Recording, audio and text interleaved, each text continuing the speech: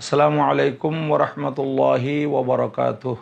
সুপ্রিয় দর্শক শ্রোতা, কাছের দূরের দেশের প্রবাসের যারা আমাকে দেখছেন শুনছেন, আপনাদের সবাইকে পবিত্র ঈদ উল আজহার অগ্রিম ঈদ মুবারক ও ঈদ শুভেচ্ছা জানিয়ে অতীব একটি গুরুত্বপূর্ণ মশালা আপনাদের সামনে উপস্থাপন করতে যাচ্ছি।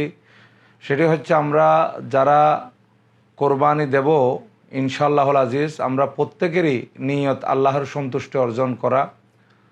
তো আল্লাহর নৈকট্য লাভ করার জন্যে, আল্লাহর সন্তুষ্টি অর্জন করার লক্ষ্যে আমরা আল্লাহর নামে হালাল পশু কোরবানি দেব।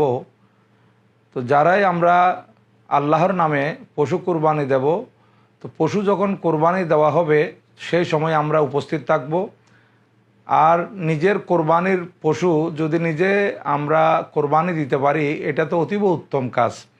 আর যদি আমরা নিজেরা কোরবানি দিতে না পারি, জবাই করতে না পারি, তাহলে আমরা কসাই ঠিক করে থাকি। আর সে কসাইরা দুই এক জায়গায় বা একাধিক জায়গায় তারা কাজ নিয়ে থাকে, যার কারণে তারা তাড়াহুড়া করতে গিয়ে আমাদের কোরবানির পশু জবাই করার পর স্বাভাবিকভাবে তার রু যাওয়ার আগেই তার কণ্ঠনালীর মধ্যে পুনরায় ছুরি দ্বারা আঘাত করে জবাই করার পরও। তো এই ধরনের ছুরি দ্বারা আঘাত করা, এটা কিন্তু শরীয়তের মধ্যে নিষেধ আছে। কারণ জবাই করার পর আমরা পশুর যে হাত পা বেঁধেছিলাম, জবাই করার আগে 4 পা বেঁধেছিলাম, সেগুলো আমরা খুলে দেব এবং জবাই করার পর তাকে স্বাভাবিকভাবে প্রাণ যাওয়ার জন্য আমরা সুযোগ দেব, আমরা অপেক্ষা করব। কিন্তু কসাইরা কি করে, সেখানে জবাই করার পর আবার ছুরি দ্বারা কণ্ঠনালীর মধ্যে আঘাত করে, যাতে করে তাড়াতাড়ি রুটা চলে যায়। সেখানে স্বাভাবিক মৃত্যু না হয়ে অস্বাভাবিক মৃত্যু হওয়ার সম্ভাবনা রয়েছে। অর্থাৎ সে কণ্ঠনালীর মধ্যে যদি জবাই করার পর পুনরায় আঘাত করে, এটা স্বাভাবিক মৃত্যু না হয়ে স্ট্রোক করার সম্ভাবনা থাকে।